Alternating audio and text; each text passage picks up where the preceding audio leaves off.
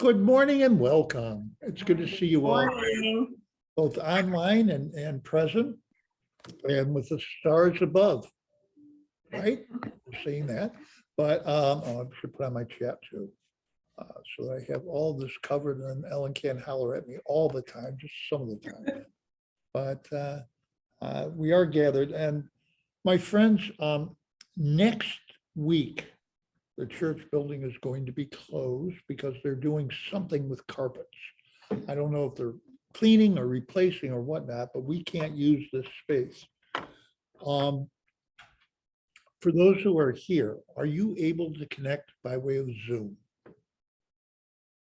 I think so, but I don't know if you have to have a password or anything. Oh, yeah, well, I would send the link. But next week, I have to go for a GD, but I don't know what time my appointment's gonna be. Okay, because what I was going to suggest is, do you have access to a computer, Beverly? Okay, can you get to the Hope website? I don't usually go on unless I really necessary. Okay.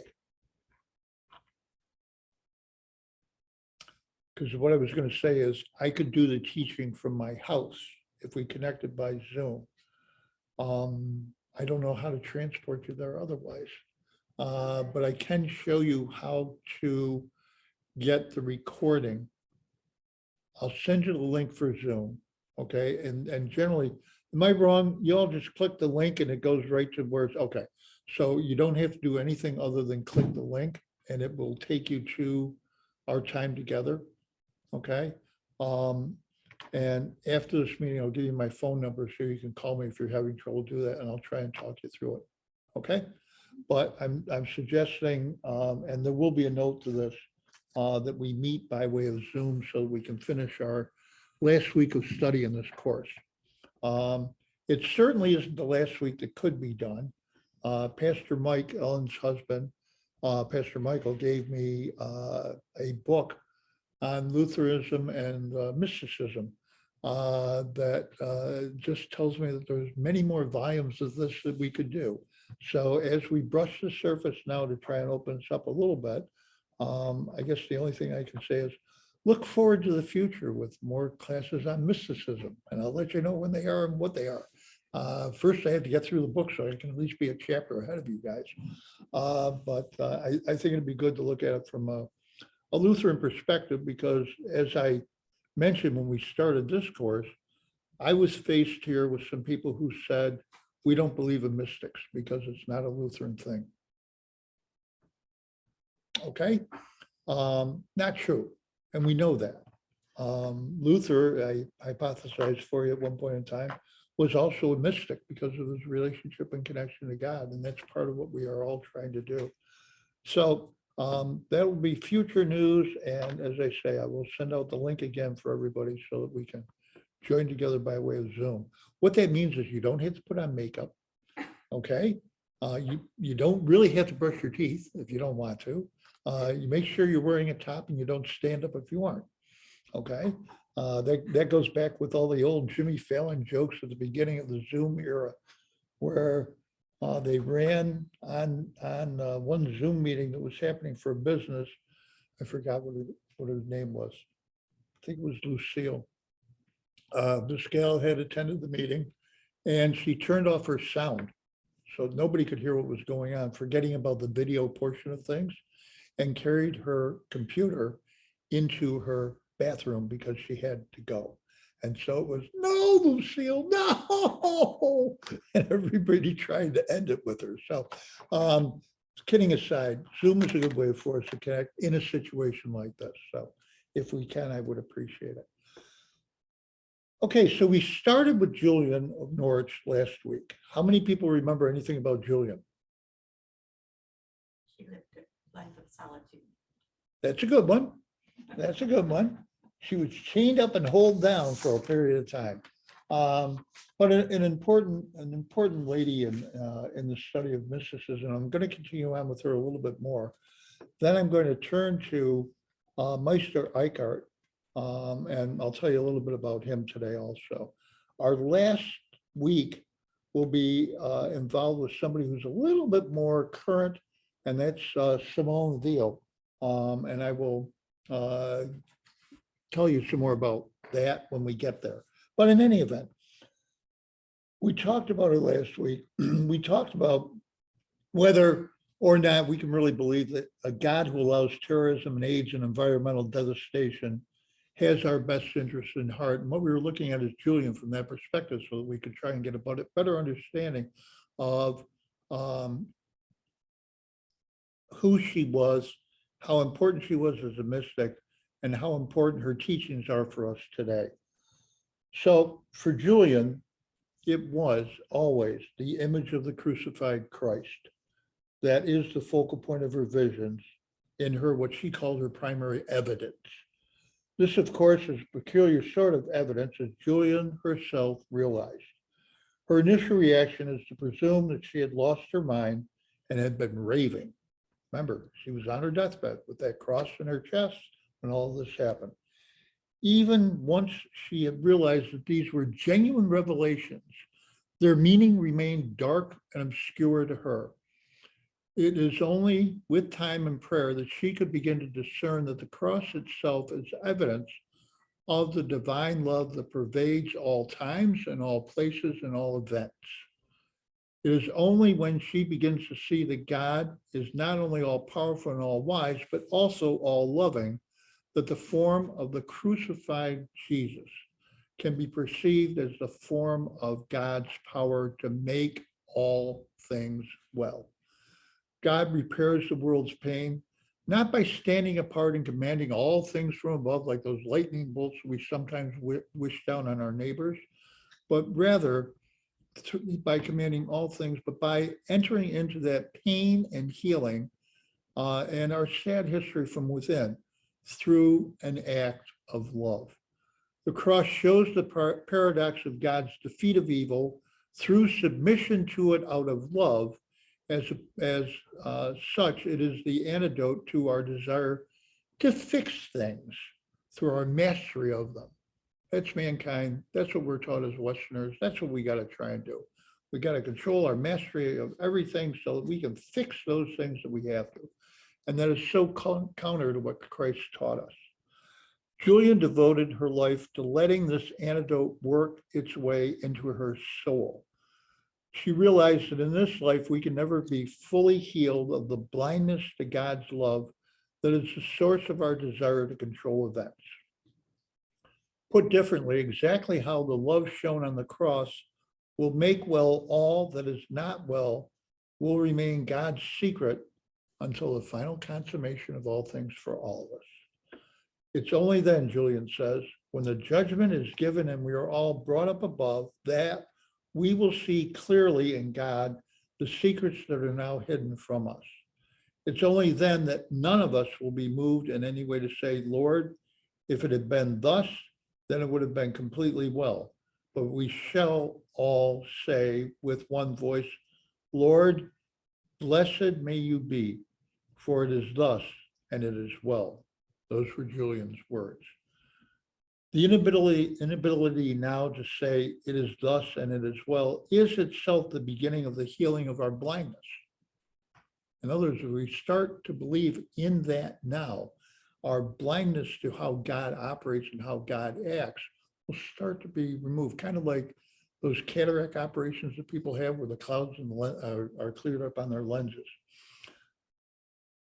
For it relieves us of the illusion that we have insight sufficient to master all of the events and make them by our own power turn out right. The final repair of fallen creation is a work of God that we hope for, but cannot anticipate. This is not, however, a counsel of inaction.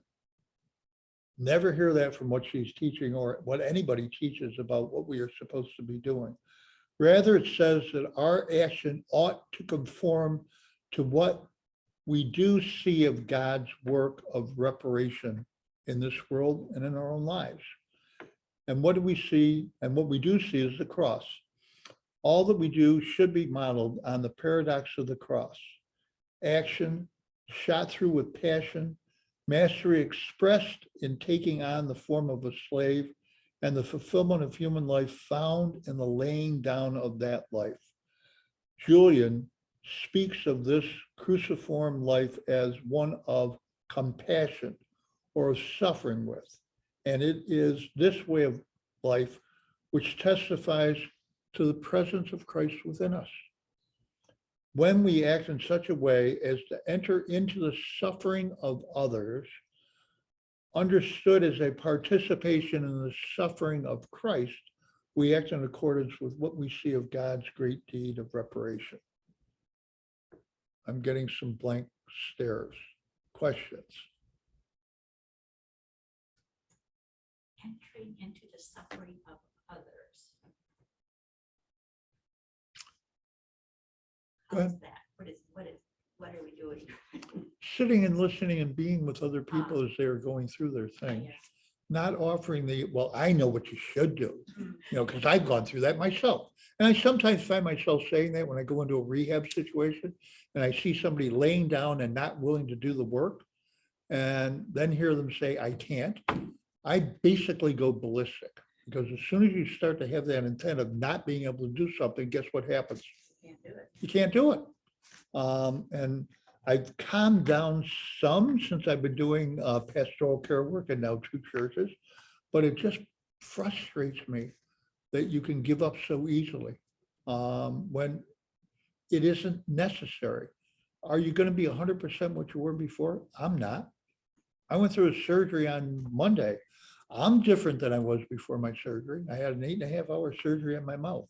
I'm different. That may be why you're hearing me talking today. I'm talking because I'm having some trouble, but the long and the short of it is,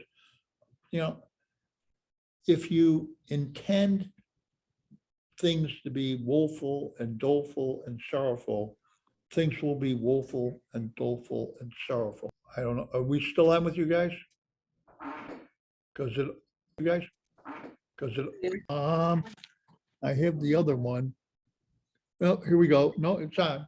I don't know. Okay. Okay. Good. I didn't touch anything else. There it is. There it is. Okay. Everybody still on with me? I Yeah. didn't lose any. Okay. And that's not to say that we don't have times of being down, but it's how we face those times of being down. And if ultimately our intent is to be healed by Christ through those times of being down, to let God walk with us during our times of disappointment and frustration and anger and loss and grief, if we don't allow God to walk with us, to open ourselves up to that, then we're never truly going to be healed. And that's how we have to look at things. That's what God says. That's what the gospel has told us and taught us. So, yeah, I shouldn't be like that. But I also go back to Jesus in the temple and tossing over tables. So if he can toss over tables, I can scream at somebody in a rehab setting because it's for their good, obviously. But in any event, any other questions? Okay. So in this heading, I'm going to be talking about acting in the world, dealing with Julian still, but this is kind of a little bit more of her. We hear a lot about compassion today, at least in selected spheres. We hear about compassion manifested in physician-assisted suicide or euthanasia of severely disabled newborns.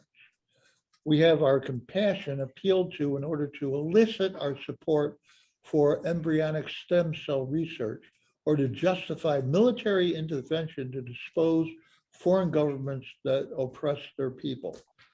Whatever one may think of the various moral issues raised in these cases, it is clear that this is not what Julian means by compassion. Okay, so I've now told you what it isn't, as we were telling about what it was before. For all of these supposed acts of compassion are really cases where we wish to master suffering rather than to entering into it. We want solutions. We scream out to God for solutions that will fix the evil that we see, whether this is the evil of incurable illness, a broken spinal cord, or an evil dictatorship.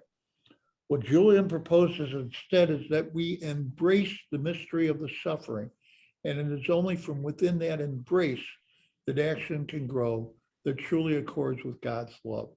Another way of potentially looking at this, which we did, was with John of the Cross.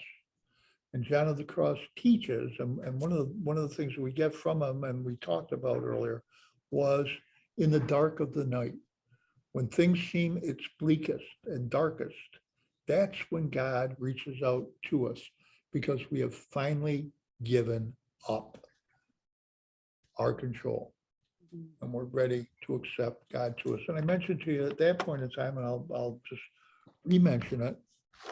I'm not getting, oh, yes, I am. Got it. Okay.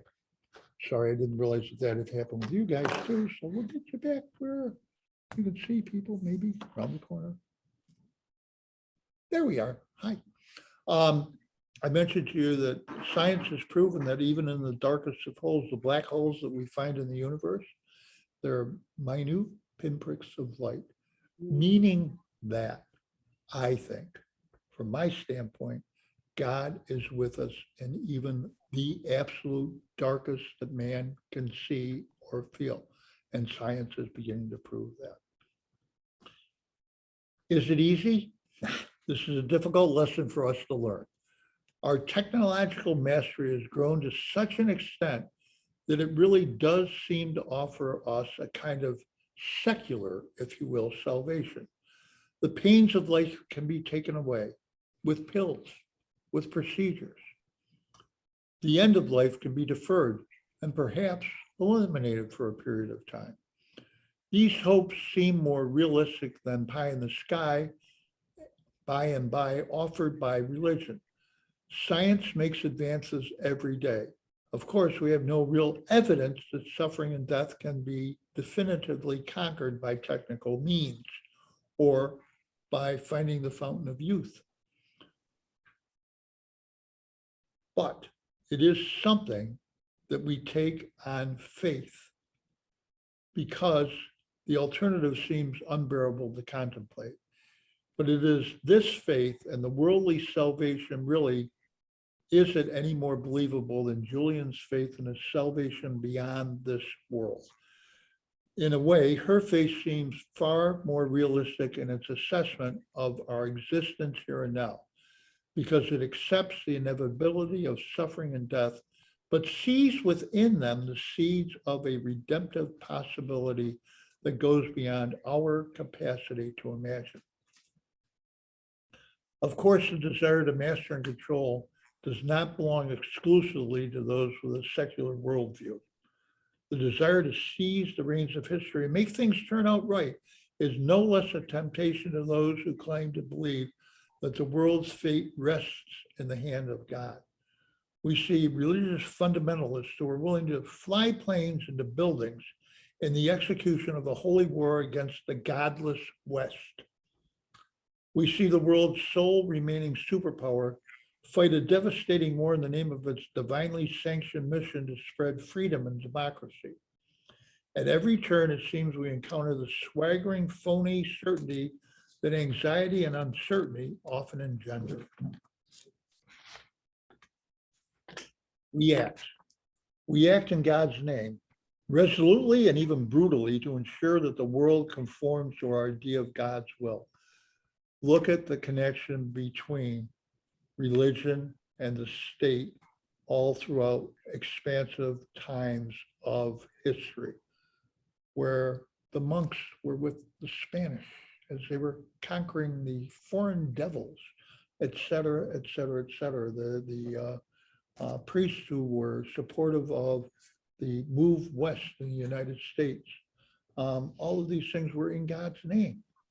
The fundamentalist view of things, not necessarily the right one, but Julian offers us an alternative. What if the cross and resurrection of Jesus really do define the pattern of divine action in human history? What if compassion, understood as the embrace of suffering, is the soil from which our human action should grow? Julian realizes here and now, from within the suffering of human history, we cannot yet say it is thus and it is well. But if we shape our lives around the hope that we one day shall be able to see God's will in all things, then perhaps even here, even now, we can begin to loosen our death grip on the reins of history so that with open hands, we can receive what God wills to give us. That kind of ends Julian for us today. Questions? She really was a mystic and a prophet. And sometimes those two are joined and sometimes they aren't. But her viewings, her evidence is such that truly can touch you if you let the words sink in. And who she was and what she did. And she's a powerful voice for us living today. Because again, many of the things that she lived through is exactly what's going on now. Suffering because of a scourge, back then the plague, now COVID, wars that were going on in her time and now. The acts of human degradation through slavery, through now the selling of people for sexual favors and whatever else is going on. We are not living in any time that's that much different from what she lived in. And you'd think in all of those years, we might have learned something. I think about the only thing we can learn is we need to turn to God, because God's going to be the answer. Al doesn't have it. I don't have it. And we're guides and we should have the answer, right? I'm ducking in case anybody throws anything. All right, so I want to go into a little bit of Meister Eckhart, who was what was going to be for me the last one that I was going to talk to you about, but I decided to do next week also. Few details of the personal life of Meister Eckhart are known to us. We have no idea what he looked like or what type of personality he had. Isn't that wonderful? Also, he has left us no descriptions of his spiritual experiences. So unlike, for example, Teresa of Avila, who described in such detail the events of her spiritual journey, Eckhart does not speak of himself or his own spiritual experiences. But we come to know the man through his sermons. And from these sermons, it's possible to appreciate the depth of his wisdom, of the wisdom of this brilliant and original preachers. Dominicans have always put great stress upon the role of preaching. And it was his preaching that people in large numbers came to hear. As preacher, the focus was not on himself. Preaching was not about his experiences, mystical or otherwise. It was about his listeners and their experiences and their lives. And as he once put it, I see yet more. Do not be afraid, for this joy is close to you and is in you. There is not one of you who is so coarse-grained, so feeble of understanding, so remote that they may find this joy with themselves in truth as it is. With joy and understanding before you leave this church today. Indeed, before I have finished preaching, you can find this as truly within you. Live it and possess it as that God is God and I am man. It's an important teaching. God is God, I'm man. So when you go to church and you're looking for the preacher to do a whole bunch for you, God is God, man is man. Okay? We hope with preaching that what we can do is teach a lesson to give you some foundation to leave that day and go out and live a life that's more Christ-like. And sometimes the message gets across, and sometimes even in the giving of it, we're not sure what we've just done. But that's also God speaking within us. So Eckhart went to Strasbourg in 1313 and was spiritual director there to the nuns of a number of Dominican convents. It was here that his reputation as a preacher was built. He preached in the vernacular rather than in Latin, and has been called the father of modern German. At this time, it was usual for sermons to be preached in Latin in 1313. And we were talking about that a little bit earlier. Ellen might have understood some of that, but the rest of us were out of luck because we only had high school Latin. But he spoke in the ordinary, which meant that the ordinary people who heard Latin preached did not understand what was being said. When it was argued that he should not teach such lofty things to the common people, Eckhart responded by claiming that the new vernacular theology was an important method of teaching. And he said, and we shall be told that one ought not to talk about or write such teachings to the untaught, to the masses. But to this I say that if we are not to teach people who have not been taught, no one will ever be taught. And no one will ever be able to preach or teach right. For that is why we teach the untaught, so that they can be changed from uninstructed to instructed. In other words, his whole plea was talk in the language that people understand. Be one with the people so that they can understand what you're saying and teaching. That's not what was there at that point in time. And this is 204 years before Luther tacks up his little thesis. Not surprisingly, in 1325, when the Dominicans in Venice heard with consternation rumors that one of their brethren in Germany was setting things and saying things in a sermon to the common people that might easily lead his listener into error, this resulted in Eckhart being called before the Inquisition. He appeared in Cologne to answer the charges brought against him in 1327. It took them 2 years to get him in after they heard all these things going on. He was the first medieval theologian to be summoned on charges of heresy. He wasn't doing what the church said that you should do. He wasn't doing what man said that you were supposed to be doing.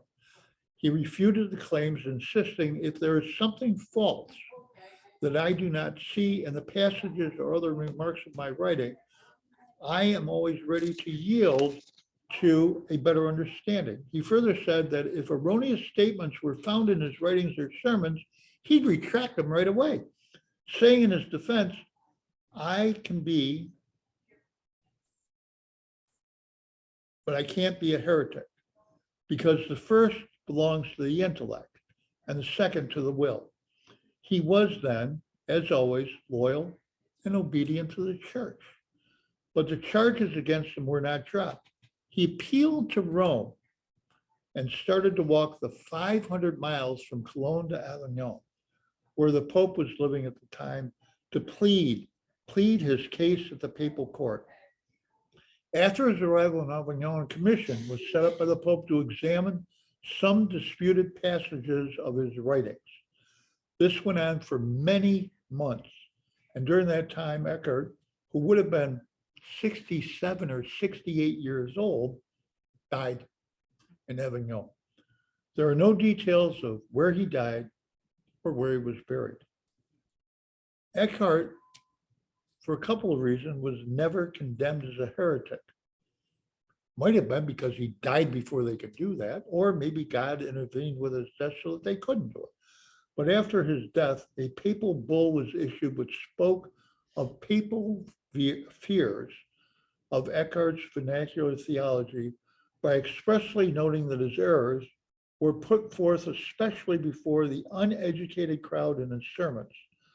Towards the end of the bull, the Pope absolves Eckhart himself of heresy, noting that on the basis of a public document, the effort said Eckhart professed the Catholic faith at the end of his life, and revoked and also deplored the 26 articles which he had acquitted that he had preached insofar as they could generate in the minds of the faithful a heretical opinion, for one erroneous and hostile to the faith. In other words, they did look at the records and they couldn't find anything, but he shouldn't be doing that because they said he shouldn't be doing it. So he was semi-okay, kind of, sort of, being absolved of heresy.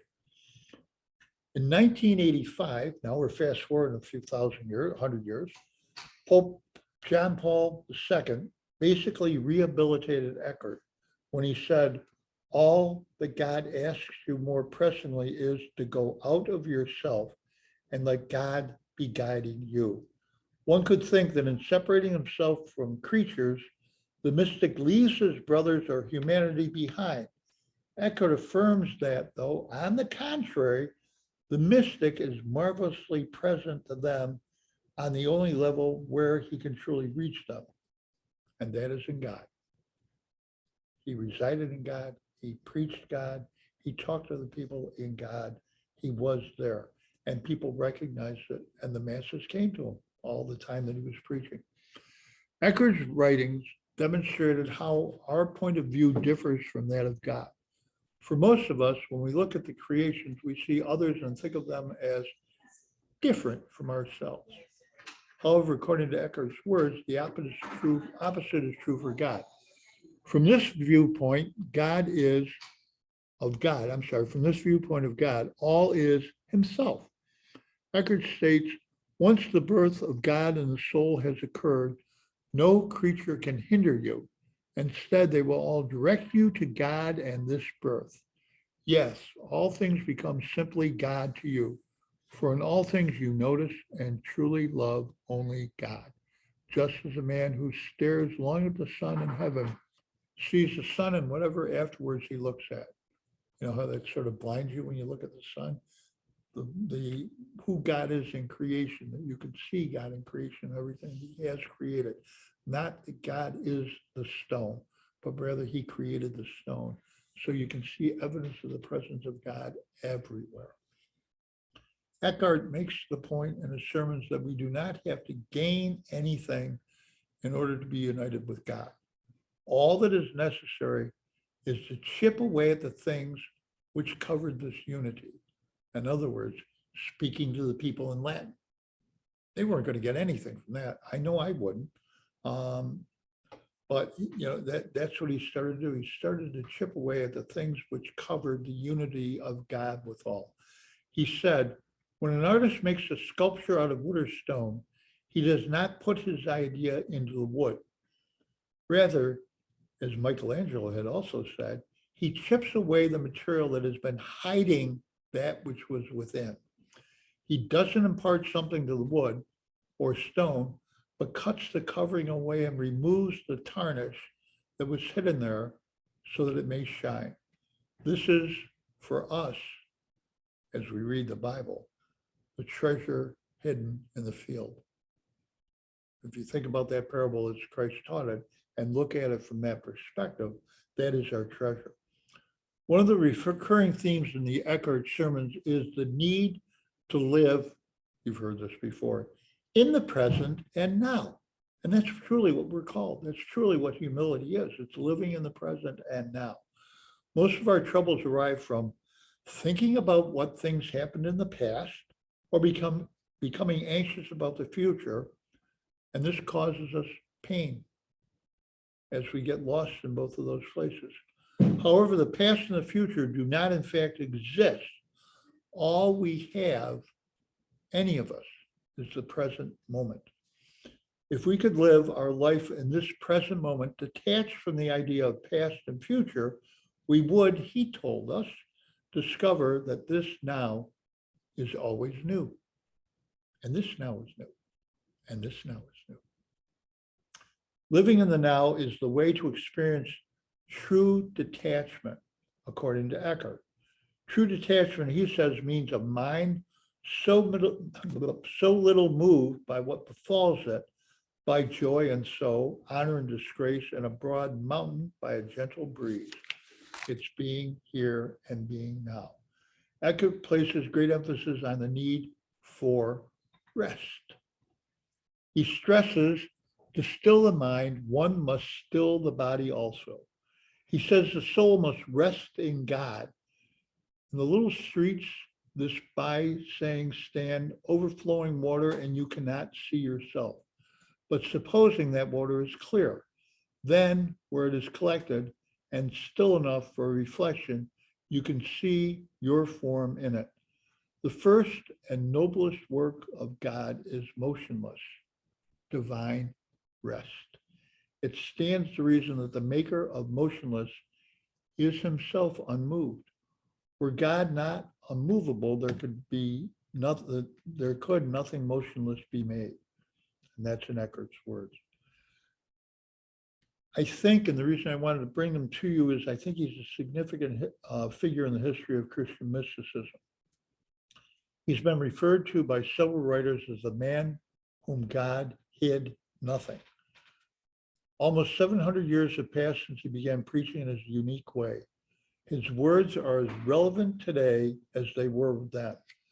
Some of the statements in his sermons were guaranteed to shock his listeners. For instance, when he said he prayed to God to rid himself of God. That would be shocking if you just heard that. What he was referring to here, of course, was the need to be rid of the concept of God, the human concept of God. You need to be rid of that. But his detractors were able to use statements like this and say they could generate in the minds of the faithful a heretical opinion. He wasn't saying that you get rid of God. What he was saying is you can't box God in by your definitions, by your four walls, by your mind. We can't define God because God is all, whatever all is, and then you can throw whatever word you want, all powerful, almighty, all knowing, all healing, all. He's all those things and more. We can't limit God. And that's what he's saying. Don't try and limit God because we have to be rid of our concepts of God in order for us to be able to open up ourselves to God. To read Eckhart is to be challenging both intellectually and spiritually. At a first reading, his words can seem shocking, and it is clear that what he did and what he wanted to do and what he meant to do was to shock people in order to wake them up. He wanted everyone to realize their true potential, which was to experience the birth of God in their soul. The soul in which this birth takes place must be pure, and it must be peaceful. No longer bound by the things of this world, living in the world, but not of the world. You've heard that said probably 100 times in your times as Christians. We hear that all the time. To live in the world, but not be part of the world. Eckhart tells us that God must give birth to himself in us fully at all times. He has no choice in the matter. This is simply his nature. This all takes place in us when we become detached from the things of this world. When we let go, then the birth can take place. Think of Nicodemus, and you shall be reborn. And he said, how can I go back into my mother's womb? There, what he was clearly doing was using his concepts, his human concepts, to try to understand what Jesus was saying, as opposed to letting go of that and letting Christ be born in him again. This aging and birthing should be seen not as successive stages in a mystical path, but as two sides of the same coin.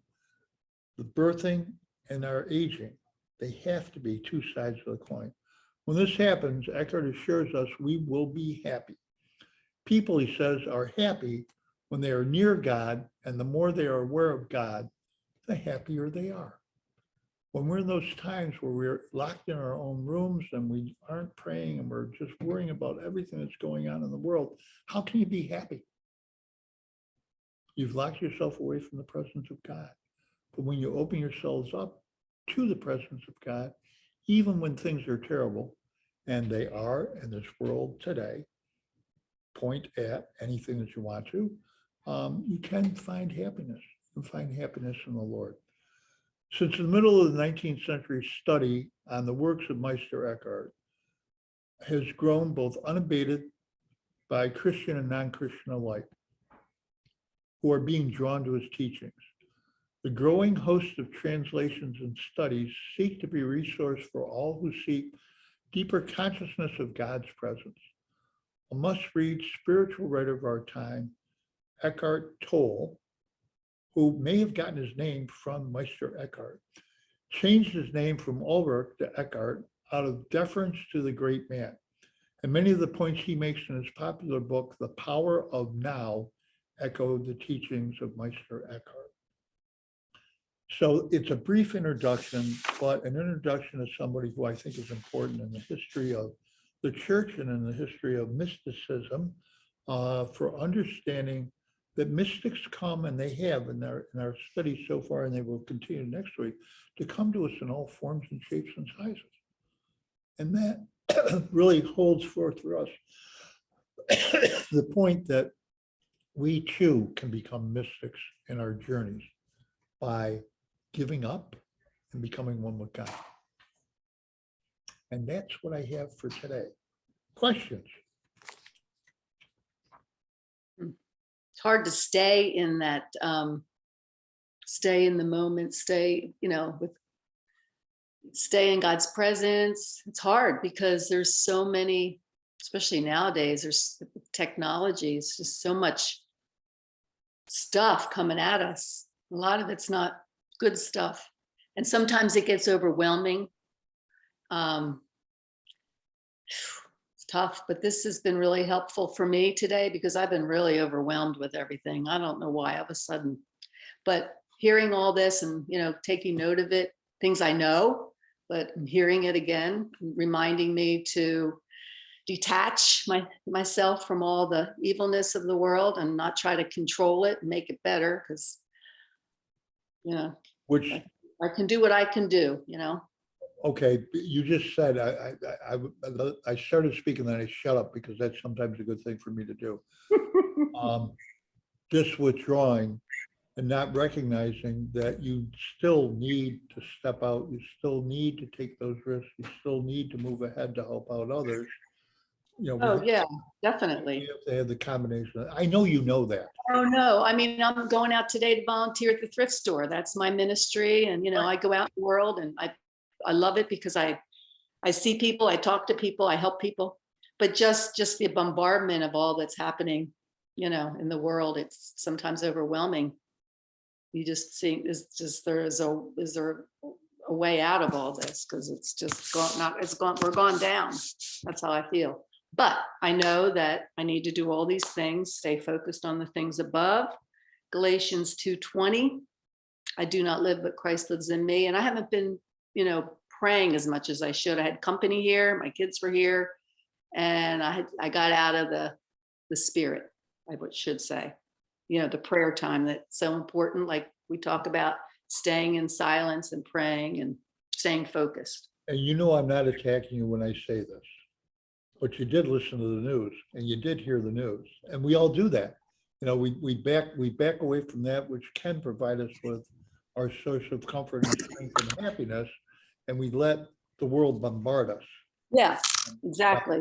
And that's a problem, and one that we have to deal with. And that's why, and I will say again, I think I've said in here, as a former Wesleyan student, having been a Methodist by my upbringing most recently anyway, Wesley talks about grace as being something that you receive, and that's something that you start to live. And he calls it, we are on a journey once we accept Christ as our Lord and Savior, on the road to perfection. Okay? In other words, we ain't there yet. Just because you accept Christ as your Lord and Savior doesn't mean that you have gotten to anywhere yet. It means that you have now begun your journey, and we journey towards perfection, toward the end, toward the time that we are joined with Christ and God above. And if you look at it that way, there are going to be times when you're going to stray off, or you're going to be quiet in your prayer time or whatever else. Mhm. Just recognize that there still is a path there for you to go back to and follow, and that leads to God. Yeah, it's like refueling. You just have to keep fueling up. And if you stop doing that, then like your car stops running. Yep. And I think I'm just saying that what I'm trying to tell you today is that this has been so helpful for me.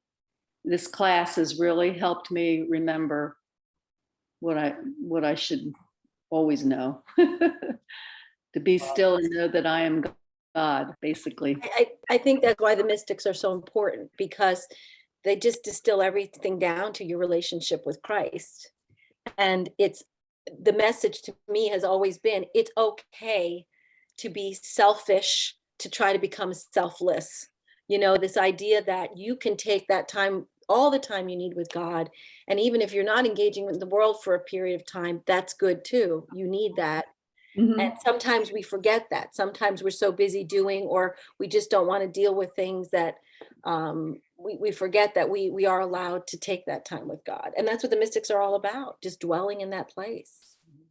Do the mystics always, they must have, they're humans, so they must have times when they drift off, and become more into the world, and all the One problems. of the contemporary mystics, so to speak, is Mother Teresa, who had visions of a Christ before she went on her efforts to go to India to help out the poor.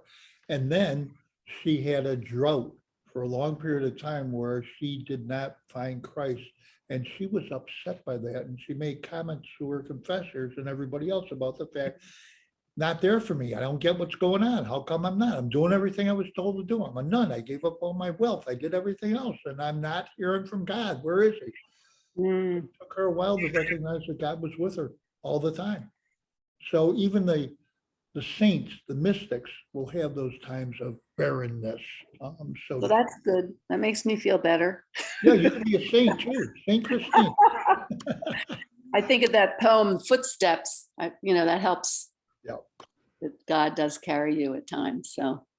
Right. And, it led me to this class. I mean, this is, we all need this. We all need this stuff. Need to hear it. I feel sorry for people that don't have a place to refuel.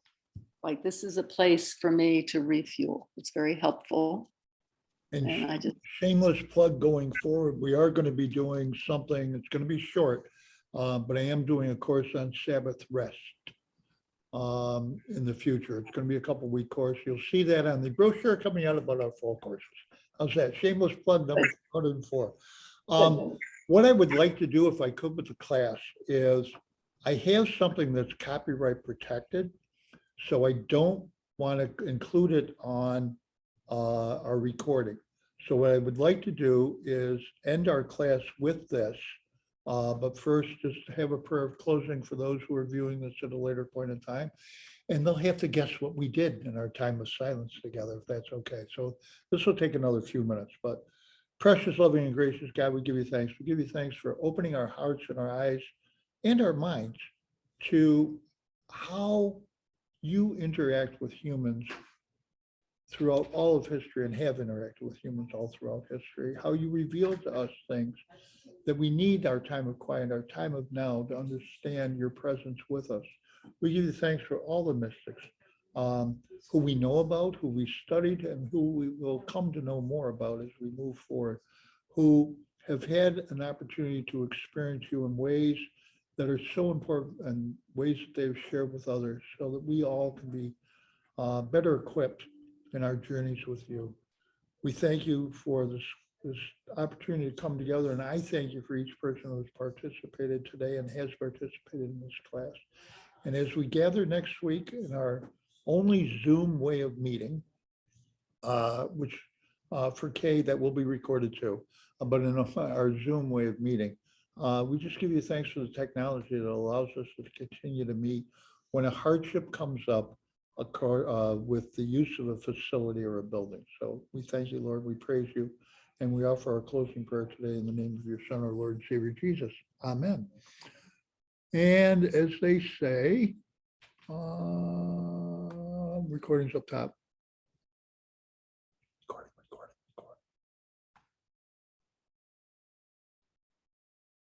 It's